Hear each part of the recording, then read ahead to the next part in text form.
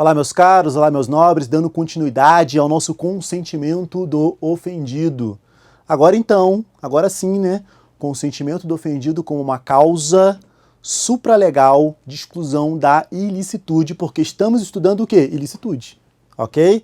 Então, terceira natureza jurídica do consentimento do ofendido, causa supralegal de exclusão da ilicitude. Quando é que esse consentimento será uma causa supralegal de exclusão da ilicitude? Beleza? Vamos lá. Requisitos. Requisitos para que o consentimento do ofendido seja uma causa legal de exclusão da ilicitude. Você já viu dois. Você já viu dois comigo. Dois requisitos. Primeiro, que o bem jurídico não pode ser indisponível. O bem jurídico não pode ser indisponível. Vítima menor de 14 anos consente para o ato sexual. Esse consentimento ele é indisponível, logo é crime do mesmo jeito. Quando o bem jurídico é indisponível, o consentimento será um indiferente penal. Então, para que seja uma causa supralegal de exclusão da ilicitude, o bem jurídico tem que ser disponível. Professor, vou consentir para que me mate. Esse bem jurídico, inicialmente, em geral, ele é indisponível. Logo, não será uma causa supralegal de exclusão da ilicitude. E segundo, o dissenso não pode fazer parte expressa ou implicitamente do tipo. O dissenso não pode fazer parte expressa nem implicitamente do tipo penal. Tudo bem? Na tela. Vamos aos demais requisitos. Então, agora sim, causa supralegal de exclusão da ilicitude. Causa supralegal de exclusão da ilicitude. Eu tenho que ter um consentimento válido. Eu tenho que ter um consentimento válido. O bem jurídico tem que ser disponível. O bem jurídico tem que ser disponível. Porque se for indisponível, o consentimento será um indiferente penal.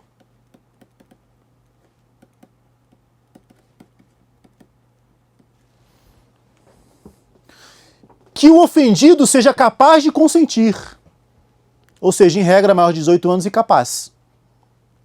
Que o ofendido seja capaz de consentir. Ou seja, maior de 18 anos ou capaz. Em alguns casos, aceita-se o consentimento do representante. Em alguns casos, aceita-se o consentimento do representante. Que o consentimento seja prestado antes ou durante a prática do ato, não após. Isso aqui cai em prova. Então, para que tenhamos o instituto do consentimento do ofendido como uma causa supralegal de exclusão da ilicitude, o consentimento tem que ser anterior ou concomitante à conduta.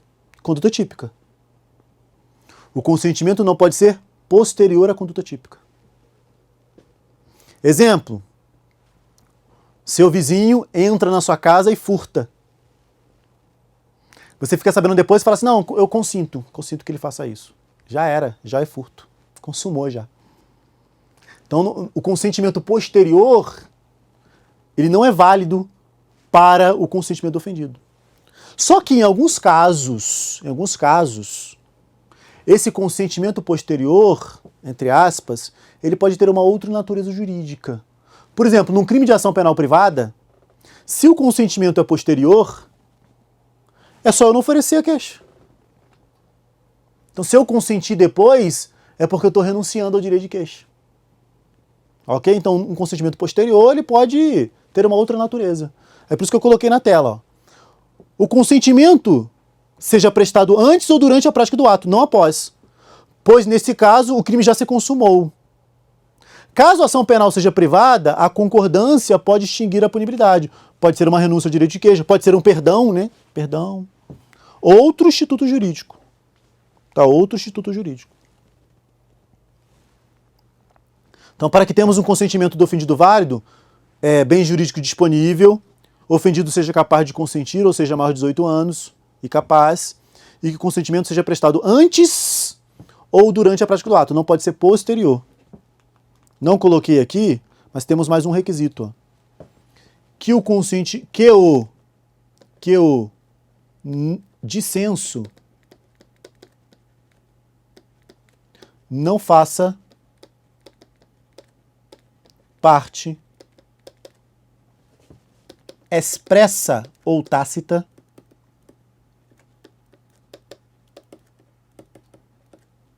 do tipo penal. Que o dissenso, o que é o dissenso? É o não consentimento. Então, o dissenso é o não consentimento. Que o dissenso, ou seja, o não consentimento, não faça parte do tipo. Porque se ele fizer, será causa de exclusão da tipicidade e não da ilicitude. E eu estou verificando os requisitos para que ele seja uma causa supralegal de exclusão da ilicitude. Para ser uma causa de exclusão da ilicitude, o dissenso não pode fazer parte do tipo. Ok? Não pode fazer parte do tipo. Porque se fizer, será causa de exclusão da tipicidade, conforme já vimos. Ok? Não pode fazer parte do tipo, porque se fizer, como no estupro, como na violação de domicílio, como no tráfico de pessoas, o estupro de maior de 14, não de vulnerável. Como no crime de importunação sexual, como no crime de divulgação de cena de nudez ou de sexo, não vale para divulgação de estupro, porque nesses casos temos bens jurídicos indisponíveis. Nesses casos, o consentimento, nos que eu já falei, o consentimento exclui a própria tipicidade do delito. Exclui a própria tipicidade do delito. Ok? Show de bola. Vamos adiante. Vamos fechar com algumas questões, tá? Algumas questões relacionadas ao tema. Nada demais, nada demais. Fique tranquilo, fique tranquila. Professor, eu não quero fazer questão aí para promotor de justiça de Santa Catarina, porque eu sei que é uma prova muito difícil. Não, relaxa. Venha comigo. Perceba que são questões altamente, totalmente factíveis. Analise o enunciado da questão abaixo e assinale se ele é certo ou errado. Segundo a doutrina majoritária, em apenas uma das causas de exclusão de ilicitude previstas no artigo 23 do Código Penal Brasileiro, a legítima defesa, pode ocorrer excesso doloso. Certo ou errado? Isso é letra de lei, pelo amor de Deus, letra de lei. Artigo 23, parágrafo único. O excesso pode ocorrer em qualquer excludente. Está errado. O excesso pode ocorrer em qualquer excludente. Tudo bem? Artigo 23, parágrafo único. Que pode ser um excesso doloso ou um excesso culposo. Tudo bem? Então essa aqui moleza, tá? Essa questão aqui moleza. Tá surgindo, algumas bancas estão surgindo com questões certo e errado. Mas tradicionalmente, somente CESP e a prova de promotor de justiça de Santa Catarina que fazem certo e errado. A prova de promotor tá ali, ó, banca MPE-SC, órgão MPE-SC, é banca própria. É o próprio Ministério Público de Santa Catarina que faz a prova. E tradicionalmente eles já faziam provas certo e errado. Ó, 2014 já era prova certo e errado, tá? Sempre foi. Era só CESP e essa banca própria lá. Agora tá surgindo outras bancas que fazem o certo e errado também.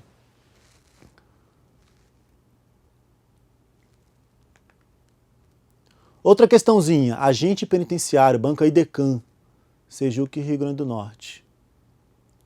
Ensina a doutrina que na relação entre a tipicidade e a ilicitude, a existência do fato típico gera uma presunção relativa de que também é ilícito.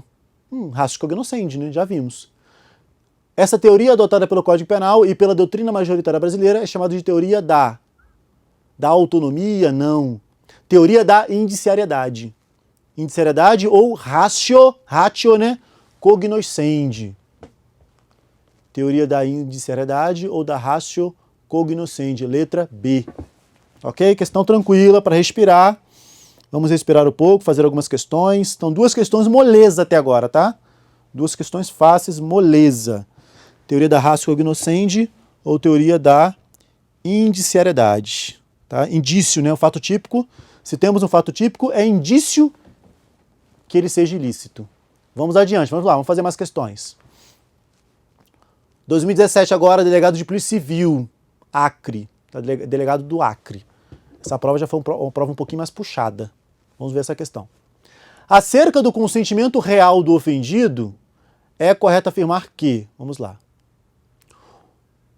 o consentimento do ofendido, para ser válido, pressupõe que o titular do bem jurídico atingido possua capacidade de entendimento quanto ao caráter e a extensão da autorização.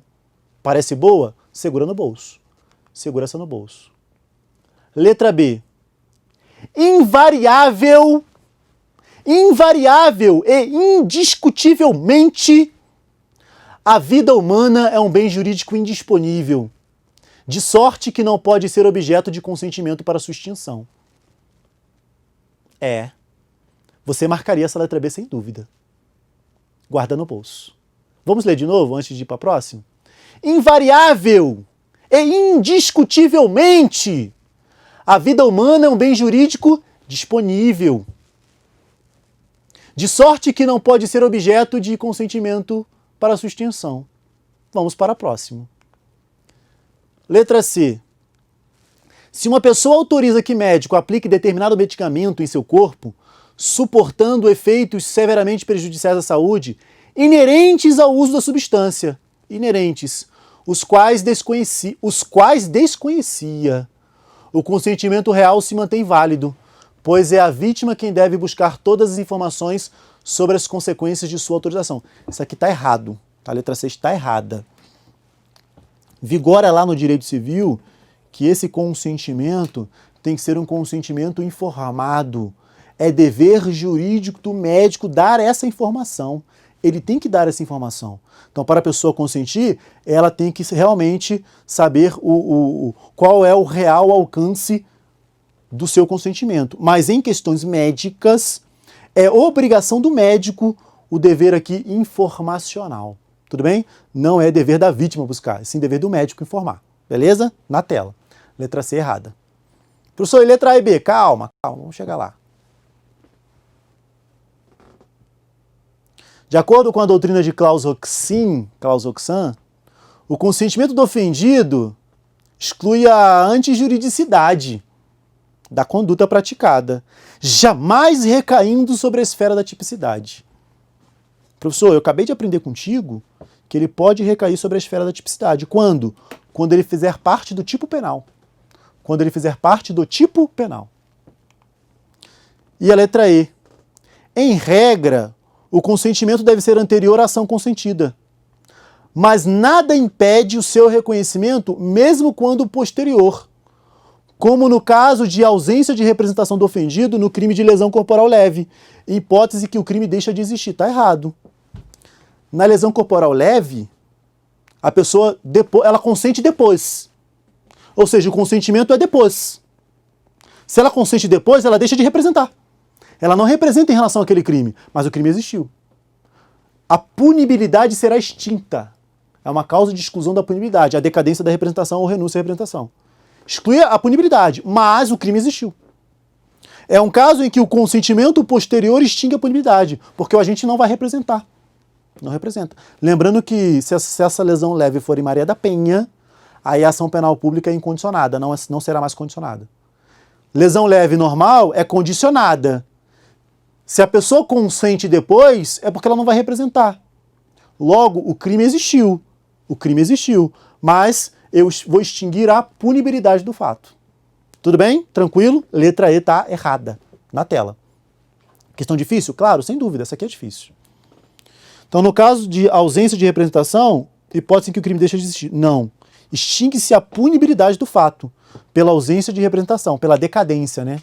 Qual é o prazo de representação? 6 meses a contar do conhecimento da autoria. 6 meses a contar do conhecimento da autoria. Letra B. Invariável e indiscutivelmente a vida humana é um bem jurídico indisponível, de sorte que não pode ser objeto de consentimento para sua extinção. Errado. Você vai lembrar do médico que autorizou o Shepard a retirar a sua vida. Você vai lembrar da ortotanásia. Na ortotanásia, é possível, situação excepcional, a vida ser objeto de consentimento para sua extinção. Então esse invariável e indiscutivelmente está errado. Existe exceção. Tudo bem? Existe exceção. Letra A. O consentimento para ser válido pressupõe que o titular do bem jurídico possua capacidade de entendimento quanto ao caráter e a extensão de sua autorização. Era até simples a resposta, né? Corretinha.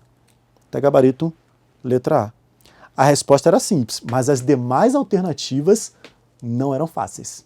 Tudo bem? As demais alternativas não eram fáceis. Então, se você está lendo aqui com pressa, com rápida, você poderia cair em qualquer uma delas.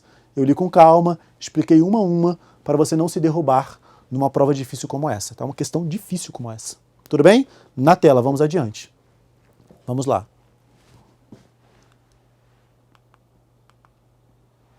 Questão.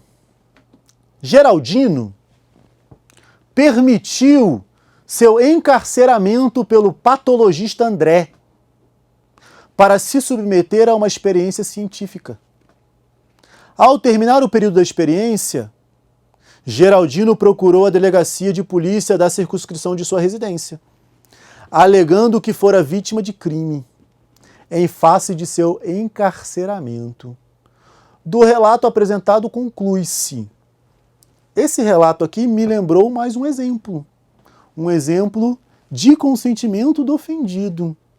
Qual é o exemplo, professor? Reality shows. Os Big Brothers da vida. Nos reality shows, a pessoa consente com seu encarceramento, com a retirada de sua liberdade. Retirar a liberdade, sequestro, cárcere privado, é crime? É crime. Mas houve aí um quê? Um consentimento do ofendido. Tudo bem? Houve um consentimento do ofendido, nos casos de reality show. E nesses casos, bens jurídicos disponíveis, tá? Nesses casos são bens jurídicos disponíveis. Perfeito? Na tela. Então, do relato apresentado conclui-se. Vamos lá. Letra A, letra B, letra C, letra D e letra E. Letra E. André é o médico, né? André praticou os crimes de lesão corporal e de sequestro ou cárcere privado em concurso material. Ao terminar o perigo, procurou a delegacia. De onde saiu essa lesão aí? Estou procurando aqui a lesão. Geraldo permitiu seu encarceramento pelo patologista André para se submeter a uma experiência científica. Ah, lesão ali na experiência, né? Ao terminar o período de experiência, Geraldino procurou a delegacia. Ficou puxado aí, né, essa lesão. Não sei de onde saiu essa lesão, acho que foi da experiência. Caso ali tenha uma pequena lesão da experiência. Pode ser isso. Mas ficou bem puxado aqui, né? Fora. Houve consentimento. Houve consentimento. André praticou o crime de lesão corporal, que absolve o crime de sequestro ou cárcere privado. Não. Para as pequenas lesões, é possível o consentimento do ofendido, como causa supralegal de exclusão da licitude. Para as pequenas lesões. Exemplo de pessoas que se submetem aqui a uma experiência médica, tatuagem, piercing, colocada lá de brincos, afastadores, hoje tem os afastadores, né? Tô aprendendo, tá, calma, tô chegando lá, tudo bem? Então, tatuagem, piercing, afastadores, brincos. A pessoa consente para a prática da lesão, lesões leves. O consentimento do ofendido exclui a ilicitude da conduta. Mas cuidado, a mãe que coloca o brinquinho no bebê não está consentindo não, tá? Professor, mas é crime? Não. Mas não é crime por causa do consentimento do ofendido. Não é crime porque eu excluo a tipicidade pelo princípio da adequação social. Tudo bem? Mamãe coloca brinquinho em bebê, é adequação social. Não é consentimento do ofendido não, tá bom? Tranquilo? Bebê tá consentindo? Não, bebê não tá consentindo nada não. Perfeito? Na tela. Ok? O pessoal cai às vezes nas pegadinhas aí, não vamos cair mais não. Letra C, André praticou crime de sequestro ou cárcere privado. Qualificado, tal. Letra B, André praticou crime de sequestro. Não. Gabarito letra A, não há crime, pois o consentimento exclui ilicitude. Era mais simples do que você imaginava, tá? Consentimento do ofendido exclui a ilicitude da conduta. Perfeito? Tranquilo? Uma causa supralegal de exclusão da ilicitude. Última questãozinha. Última questão. Juiz federal. Peguei uma questão de juiz federal. Eu adaptei essa questão, tá?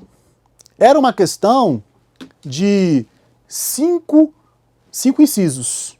Você tem que falar lá, 1 e 2 corretas, 2 e 3 corretas, 3 e 4. Tinha isso. Mas é o seguinte, só com o que eu coloquei aqui, você matava a questão. Desses 5 eu tirei 3. Deixei 2 para lá porque os 2 estavam fora da matéria. Mas só com esses 3 você acertava a questão.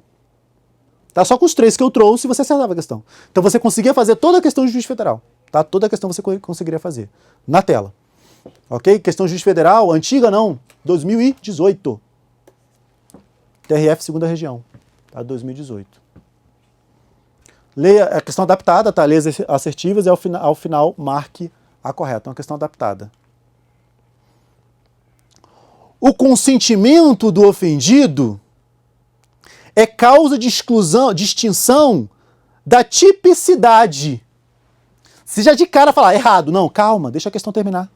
Calma. Vamos lá, vamos ver o que a questão quer dizer pra gente, né? O consentimento do ofendido é causa de extinção da tipicidade.